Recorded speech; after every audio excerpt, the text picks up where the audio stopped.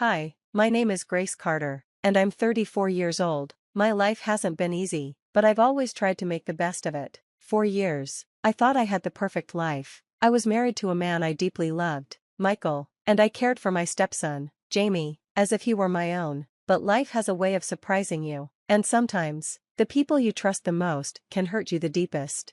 My story is about betrayal, heartbreak, and finding the strength to stand up for myself. It all started on what seemed like a normal Tuesday. After a long day at work, I came home looking forward to a quiet evening, but as soon as I walked through the door, I felt something was wrong. Michael was standing in the living room with his arms crossed, looking upset. Jaime sat on the couch, avoiding my gaze.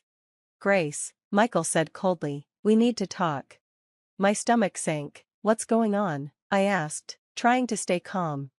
Michael's jaw tightened. "Jaime told me what you've been doing behind my back." I was confused. What are you talking about?" Jaime finally looked at me, tears in his eyes. "I saw you, Grace. You were on the phone with someone, laughing and saying you couldn't wait to meet up with him." My heart sank. Jaime had misunderstood something. "Jaime, you've got it wrong," I said gently. "I was talking to Lydia, my best friend, about meeting for coffee." But Michael didn't believe me. "Do you think I'm stupid? Jaime wouldn't lie about this." No matter how much I explained, Michael was convinced I had cheated. "I can't have someone like you in my house," he said coldly. "Pack your things and leave." I looked at Jaime, hoping he would speak up, but he stayed silent. My heart broke. That night, I packed my things, tears streaming down my face. The home I had worked so hard to make warm and loving felt like a stranger's house now. I stayed with Lydia that night. She listened as I poured out my heart. "You don't deserve this, Grace," she said. "You've done so much for them. You're better off without them."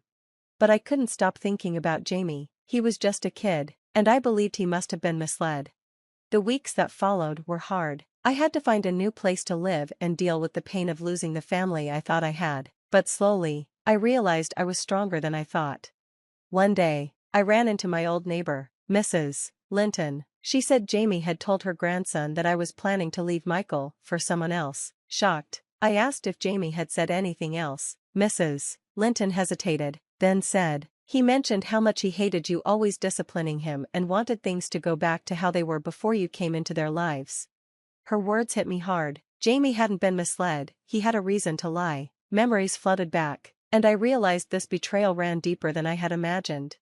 Jaime's behavior started to make sense, his reluctance to listen, his outbursts about wanting his dad to himself, and how he clung to Michael whenever I tried to set rules. Jaime had been struggling to accept me as a parental figure, and this lie was his way of trying to push me out. But what hurt the most was how easily Michael believed him.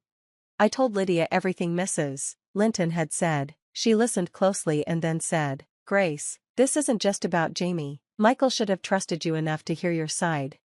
"I know," I said with a sigh, "but he didn't even give me a chance. He just threw me out like I meant nothing." Lydia's eyes narrowed. "Then it's time to find out why. If Michael was so quick to believe Jaime, there's more to this story." With Lydia's encouragement, I started digging. I talked to friends, neighbors, and even one of Michael's coworkers. Slowly, the truth came to light. Michael had been feeling a lot of pressure at work, and our efforts to set boundaries with Jaime had caused tension at home. Jaime had noticed this and used it to his advantage, blaming me for their problems. But there was something else. One of Michael's coworkers mentioned overhearing him talk about regretting some decisions. "What kind of decisions?" I asked, my heart racing. The coworker shrugged. He didn't say much, but he seemed conflicted, like he knew he'd made a mistake. Then, out of the blue, I got a text from Michael. "Grace, I need to talk to you. Please meet me at the cafe near your old office." I stared at the message, torn. Part of me wanted to ignore it, but another part needed answers. I agreed to meet him the next day. When I arrived, Michael was already there, looking more stressed than I'd ever seen him. He stood as I approached, but I stayed where I was, crossing my arms. "What do you want, Michael?" I asked, keeping my voice steady. He looked down at the table, then back at me. "Grace, I think I made a mistake." "Oh, you think?" I said, my tone sharp. "You kicked me out without even listening to me. What do you expect me to say?" Michael sighed, running a hand through his hair. "I was under a lot of pressure. Jaime seemed so convincing, but now, I'm starting to realize I was wrong." Hearing this gave me a small sense of satisfaction, but it wasn't enough. You didn't just make a mistake, Michael, I said firmly, you betrayed me. You chose to believe a child's lie over your wife's honesty. Michael looked genuinely remorseful, but I wasn't ready to forgive him. I need time to think, I said, standing up, but don't think an apology will fix this. You need to prove you're willing to change. As I left the cafe, I felt a newfound strength. For the first time in weeks, I was in control. Michael's apology lingered in my mind, but it wasn't enough to undo the damage. If he wanted forgiveness, he'd have to earn it. A week later, I was surprised to see Jaime standing nervously outside my apartment door. Jaime? I asked, confused, what are you doing here? I need to talk to you, he stammered. Something in his vulnerable demeanor made me step aside and let him in. As soon as the door closed, Jaime burst into tears. I'm sorry, Grace, he sobbed. I didn't mean for things to get this bad. I just wanted Dad to spend more time with me. Guiding him to the couch, I sat beside him, trying to process his words. Jaime, why did you lie about me? Through tears, Jaime confessed that he had felt jealous of the time Michael and I spent together. He resented the rules I had set and thought if I were gone, things would go back to how they were, but he quickly realized it only made things worse. I didn't think it would turn out like this, he admitted, voice cracking. Jaime, I said gently, do you understand how much pain you caused? You didn't just hurt me, you hurt your dad too. Families are supposed to support each other, not tear each other apart. I know, he whispered, tears streaming down his face. I'm so sorry, Grace. I'll do anything to fix this. Please don't hate me. I don't hate you, Jaime, I said with a heavy sigh, but fixing this won't be easy. You need to tell your dad the truth. The next evening, Jaime asked me to come with him to Michael's house so he could confess. Though uneasy, I agreed.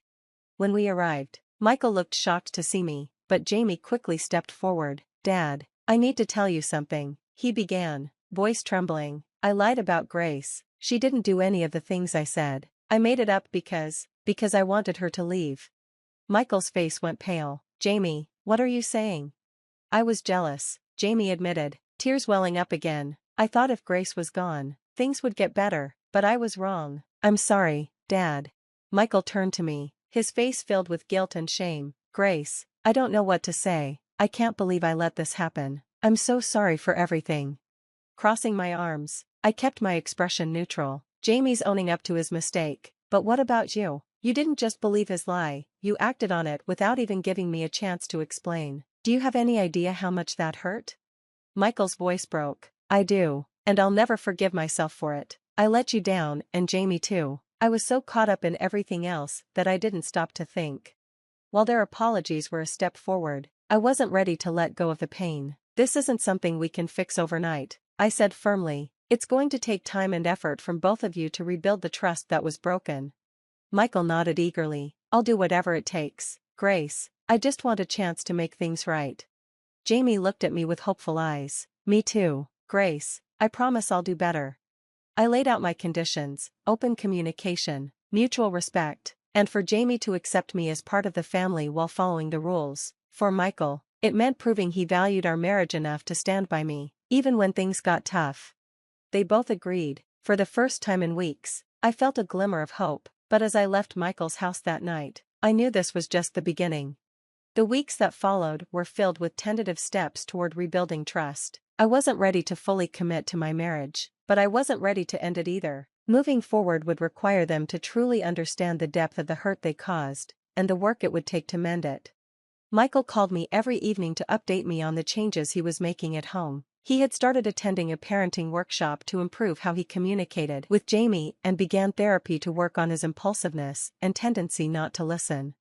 Grace, I've been thinking a lot, he said during one call. I know I let you down. I don't expect you to forgive me right away, but I promise I'm working to be better, for you and Jaime. It was clear Michael was serious, but I needed more than words. I wanted to see real changes before I could even think about giving him another chance.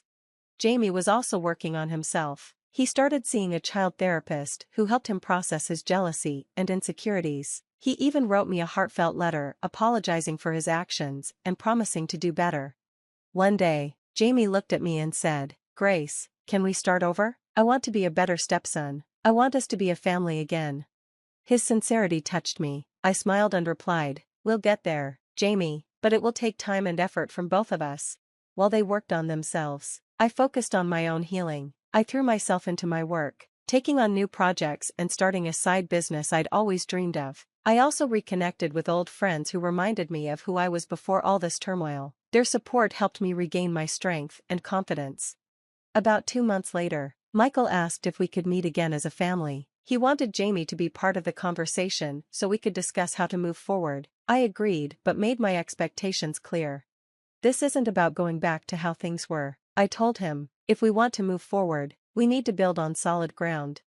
We met at a park, with a small cafe nearby. Michael brought a notebook filled with ideas on how to improve our family dynamics. Jaime had written down personal goals for himself, too. Michael started. Grace, I know I've apologized before, but I need to say it again. I'm so sorry for everything. I've been working hard to be a better husband and father. I hope you see that. Jaime added, I've been trying too. Grace, I know I have a lot to prove, but I want you to know I'm serious about being better. I listened to them carefully, appreciating their effort but reminding them of the importance of trust, respect, and open communication. By the end of our meeting, we agreed to take things one step at a time. Michael and Jaime would continue their therapy, and I would maintain my independence while giving our family a chance to heal. We hugged before leaving, a small but hopeful sign of progress. The journey had been tough, but it taught me valuable lessons about resilience, self-worth, and forgiveness. Although the pain of betrayal hadn't disappeared, I chose to focus on the growth that came from it. In the weeks that followed, I saw real changes in both Michael and Jaime. They were more communicative, respectful, and committed to making our family work. While the future was still uncertain, I felt a renewed sense of hope. Healing wasn't just about fixing relationships, it was about finding the strength to move forward, no matter what lay ahead.